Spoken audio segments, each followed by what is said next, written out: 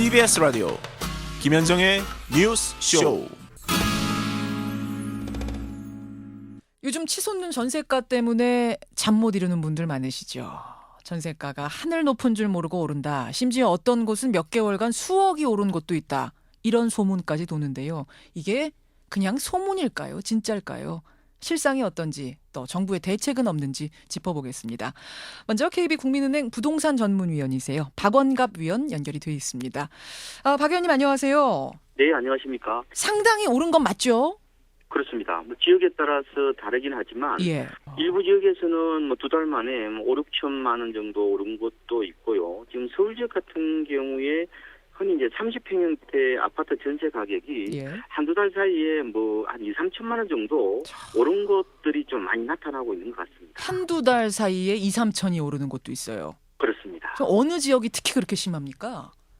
지금 그것은 수도권 전역의 현상이라고 보면 될 것 같고요. 예. 강서구라든지 서대문구 같은 데서 제법 많이 올랐어요. 올 들어서 한 4% 이상 올랐거든요. 그리고 인천 같은 데서는 연수구라든지 예. 경기도에서는 화천, 이천, 용인 같은 데서 한 5% 이상 오른 상황입니다. 예. 그럼 전세가 대비 지금 매매가 대비 전세가가 어느 정도까지 올라간 상황입니까? 지금 서울 지역 기준으로 보면은 지난달에 57.3% 정도가 되는데요. 4년 전 이맘때가 38% 정도가 되었거든요. 그 사이에 한 20%포인트 정도가 올랐다고 보시면 될 것 같고, 지금 이 정도의 수치가 월드컵 할 때 그때에 비해서 이제 가장 높은 수준입니다. 도대체 그럼 왜 이런 전세 품귀 현상이 벌어지는 건가요? 원인이 가장 궁금한 건데 어디서 찾으십니까? 이거는 이제 구조적인 요인이라고 보시면 되는데, 공급은 없는데 수요는 몰리고 있는 병목 현상에서 이런 모습들이 나타난다고 보면 될 것 같고요. 전세로 내놓는 사람은 없는데 찾는 사람은 많은, 쉽게 말하자면. 그렇습니다. 집주인들이 전세를 월세로 돌리는 현상들이 좀 가속화되고 있는 것 같고요. 그리고 집을 사지 않고 전세로 눌러앉는 세입자들의 어떤 무리짓기 현상, 집을 산다는 것은 일종의 경제 위험 자산을 산다고 생각을 하는 것 같고요. 예. 전세를 살아야만이 가장 재테크를 잘한다는 어떤 그런 인식들이 결과적으로 전세 가격을 끌어올리는 원인이 되고 있다, 이렇게 보시면 되겠습니다. 그러니까 예전에는 집을 사놔야지 재테크를 잘하는 거라고 생각했던 사람들이 이제는 집 안 사고 전세로 버티는 게 재테크를 잘하는 거라고 생각하게 된 거예요. 그렇습니다. 왜 그렇게 바뀌었을까요? 세입자들의 어떤 행태, 지금 집값이 떨어지다 보니까 집값이 더 떨어질지 모른다는 두려움들이 어떻게 보면 시장에서 많이 작용을 하고 있지 않느냐. 예. 그래서 집이 이제 재테크화되다 보니까요. 이런 집값이 떨어진다고 생각하면 아예 집 사는 걸 꺼리는 어떤 극단적인 어떤 형태도 나타나고 있는 모습들이 지금의 모습이 아닌가, 이런 생각을 좀 많이 하고 있습니다. 사놔봤자 더 떨어질 거다. 아직은 바닥이 아니다. 사고 싶은 마음은 있더라도 더 있다 사야 되는 게 아닌가, 이런 생각들을 한다는 말씀인 거죠. 그렇습니다. 이제 주로 요새 전세 부자라고 얘기를 많이 하죠. 돈 있는 사람들마저 집을 사지 않고 전세로 눌러앉는 현상들. 그렇죠. 이게 결국은 전세 시장의 어떤 왜곡 현상들을 가속화시키는 어떻게 보면 가장 큰 원인이라고도 볼 수가 있지 않을까, 이렇게 보고 있습니다. 지금 9개월째 계속 상승 중인데 이게 도대체 언제까지 이렇게 쭉 오를 거라고 생각하세요? 좀 더 상승할 것으로 보고 있거든요. 왜냐하면은 9월이 2월 다음으로 전세 가격이 가장 많이 오르는 달이거든요. 봄과 가을, 그렇죠? 그렇습니다. 그렇다면은 지금의 전세 시장의 불안이 가을 이사철이 오기 전에 미리 전세를 구해 놓으려는 수요가 이제 한꺼번에 몰렸다, 이렇게 볼 수가 있는 건데요. 예. 그러면은 그 이후에 가을 이사철 수요가 좀 주춤해지면서 가격이 그냥 강보합 정도로 갈 수는 있다고 보는데요. 그렇다고 하더라도 전세 가격이 하락할 거로는 보지는 않습니다. 좀 더 불안한 모습들이 이어지는 양상이 되지 않을까, 이렇게 내다보고 있습니다. 장기적으로는 어떻게 보세요? 장기적으로는 언제까지 이런 현상 계속될 거라고 보세요? 적어도 올 연말까지는 전세시장 불안은 좀 이어질 수밖에 없지 않느냐. 네. 다만 이게 부동산 가격이 회복이 된다고 본다면요. 예. 그 전세로 몰렸던 수요가 매매 수요로 분산되는 측면이 있는 거거든요. 이렇게 되면은 전세 시장의 불안은 다소나마 좀 가실 수가 있긴 하지만, 본질적으로 이 저금리와 저성장 체제로 인해서 집주인들이 월세로 돌리는 현상, 이것들은 쉽게 해소되지 않을 거로 보이거든요. 그렇군요. 그렇다면은 전세 시장 불안은 좀 더 이어지는 측면이 되지 않을까 이렇게 내다보고 있습니다. 오른다면 그럼 얼마까지 더 오를 거라고 보세요? 지금 이제 매매가의 평균 57%까지 전세가가 왔다고 하셨는데 이렇게 가다가 정말 70%까지 가는 그런 날도 올까요?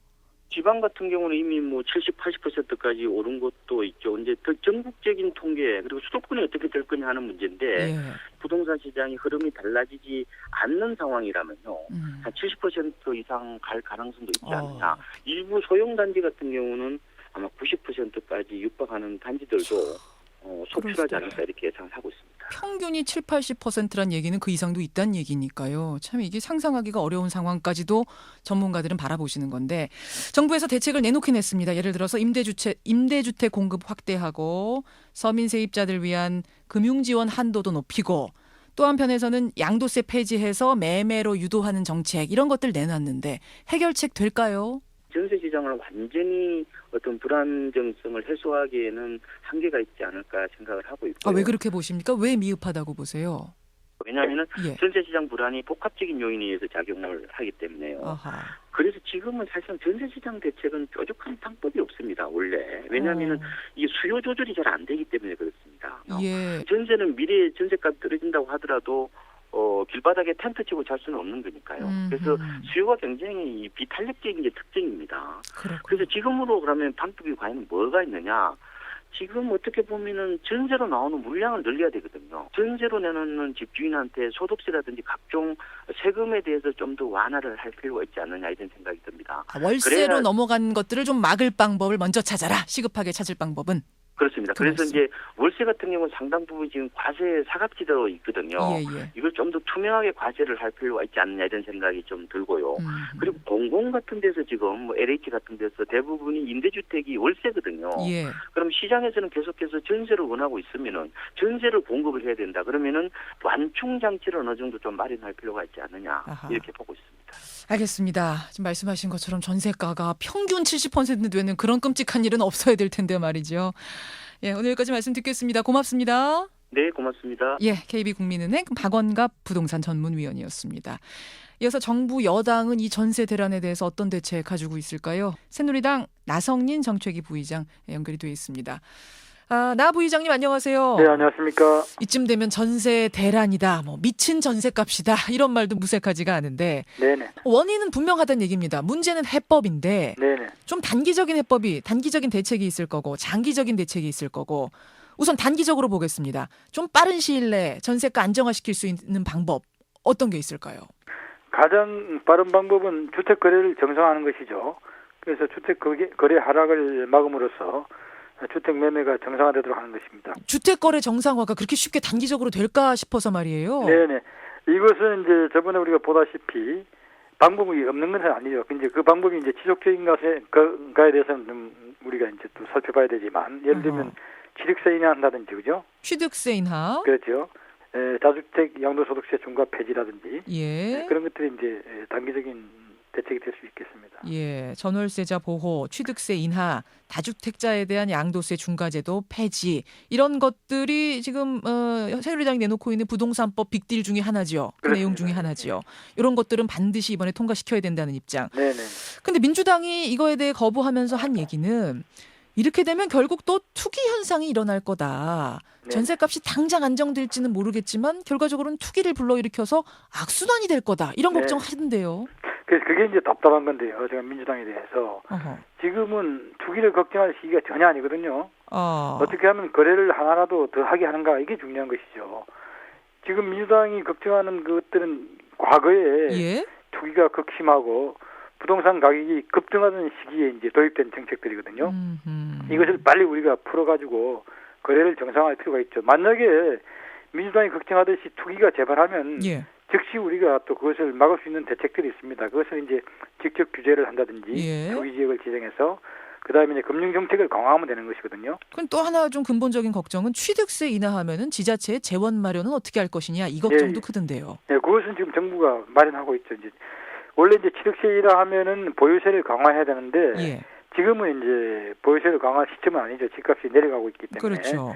네, 그래서 지금 정부가 강구하고 있는 것은 지방 소비세나 지방 소득세를 지금 인상하는 방안을 지금 마련 중에 있습니다. 지방 소비세, 소득세 이런 건 어떤 거죠? 지방 소비세, 지방 소득세. 지방 소비세 같은 것은 이제 과거에 부가가치세의 5%를 이제 지방에 내려줬거든요. 예. 근데 그것을 이제 좀 더 인상할 수 있고, 지방 소득세는 지금 이미 이제 옛날에 주민세 등 해가지고 지방 소득세라는 게 있습니다. 아하. 그것을 조금 더 이제 인상하는 방법. 예, 인상하는 방법일 수 있고, 또는 소득세 세원을 좀 확대하는 방법도 있고, 여러 가지 다양한 방안을 지금 마련 중에 있습니다. 그럼 지방 분들 여기에 대해서 반발하진 않을까요?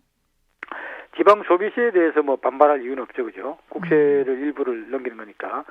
지방 소득세에 대해서는 이제 만약에 국세 소득세가 줄어들지 않으면서 지방 소득세를 인상하면 반발이 있겠죠, 그죠? 예. 그래서 그것을 지금 기술적으로 지금 정부가 지금 고안 중에 있습니다. 역시 그것도 조절하는 중이다. 네. 이런 말씀이세요.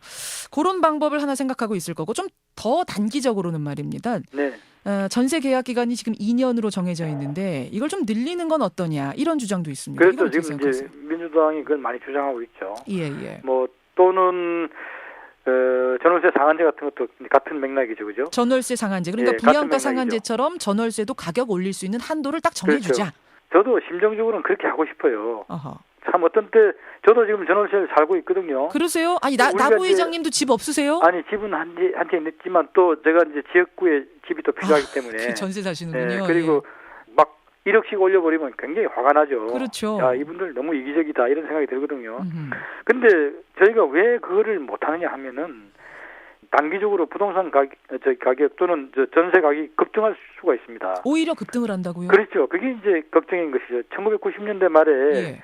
전세 계약 기간이 1년인데 그때 2년으로 연장했거든요. 예. 그때 전세값이 폭등했습니다. 아예 2년 뒤를 내다보고 높게 잡아버리는군요. 그렇죠. 애초에부터. 그래서 많은 임차인들이 더 전세값이 싼 지역으로 옮겨간다고 막 교회로 나가고 이렇게 된 것이죠. 어허. 그래서 이걸 우려하는 겁니다. 단기적으로 이게 폭등할 수가 있어요. 그런데 상한제를 동시에 시행하면은 이게 규제가 되는 거 아닙니까? 전월세 상한제도 상한제를 도입한다고 하면은 급등하는 거예요. 왜냐하면 이제 법이 이제 막 논의되다가 도입되려면 시간이 좀 걸리지 않습니까, 그죠? 누군가 발의를 하고 그걸 통과시키고 그렇죠. 논란하고 뭐 이런 과정 그 동안 엄청나게 뛸 도입 전에 거다. 이제 계약을 갱신하는 주택들이 이제 전세값이 올라가는 것이고, 아. 또 전월세 계약을 갱신해야 되는데 갱신하지 않고 신규 임차인을 찾아서 인상시키고, 예. 또 신규로 또 들어오는 전세들이 있거든요. 그렇죠. 그것도 높은 가격에 들어오는 것이죠. 그렇기 때문에 이것을 저희가 우려하고 있고, 지금 저희가 생각하는 것은 제한적 전월세 상한제 이런 예. 걸 고려하고 있어요. 그건 전세값 뭔가요? 급등식에 한해서 예. 좀 부작용이 없는 방안으로 정부도 지금 이것을 지금 방안을 지금 찾고 있습니다. 제한적으로 한번 실시해보고 네네. 부작용들을 찾아가면서 보완해가면서 넓히는 뭐 이런 방안들. 네네. 그렇군요. 결국은 말씀 쭉 듣고 보니까 뾰족한 대책이 없네요. 모든 경제 대책이라는 건 뾰족한 대책이 없죠. 왜냐하면 모든 어렵습니다. 사람들이 다 이기적이지 않습니까? 예. 자기 관점에서 모든 이제 경제 행위를 하기 때문에 정부가 강제를 할 수 없는 겁니다. 그래서 이것은 중장기적으로 이제 임대주택을 꾸준히 공급을 확대하고, 예. 특히 이제 공공임대주택 같은 거 공급을 빨리 해야 되고요. 예. 그다음에 우리가 이제 꼭 알아야 될 것은 임대주택의 80% 이상이 민간 임대주택입니다. 음흠. 그래서 민간 임대주택의 공급을 늘리도록 다주택 보유자의 임대 사업을 우리가 지원할 필요가 있는 것이죠. 거기서도 월세로 세를 놓는 경우가 많은데 이것도 전세로 해달라 이런 요구가 앞에 있었거든요. 그게 이제 세계 전세 제도가 있는 나라는 없거든요. 아, 그 과거에 우리가 이제 부동산 가격이 급등하고 하다 보니까 우리만의 전세 고유한 제도가 거죠. 생긴 겁니다. 예. 그래서 이제 세계적인 추세가 월세로 가는 거니까 우리도 앞으로 이제 전세에서 월세로 간다고 이걸 우리는 이제 모든 사람들이 이제 준비해야 됩니다. 그건 그러니까 그러고 전세로 이제- 돌릴 생각은 없으시다. 근데 지금 전세 수요자가 이렇게 많은데 네. 당장 좀 임대주택이라도 전세를 월세보단 전세를 해줘야 되는 거 아닌가요? 그래서 지금 이제 저희가 분양주택을 임대주택으로 전환하는 것을 지금 촉진하고 있죠. 그리고 미분양 주택 있지 않습니까? 예예. 이런 것도 임대주택으로 활용하도록 지금 정부가 여러 가지 인센티브를 좀 주고 있습니다. 단기간에 뭔가를 푸는 게 쉽지는 않겠지만 여러 가지 대책들을 좀 충분하게 고민하셔서요. 동시에 시행하는 뭐 이런 방법이 좀 필요할 것 장단기 같습니다. 정책을 충분히 강구하도록 하겠습니다. 예, 오늘 여기까지 여당 입장 듣겠습니다. 고맙습니다. 네, 감사합니다. 예, 새누리당의 나성린 정책위 부의장이었습니다.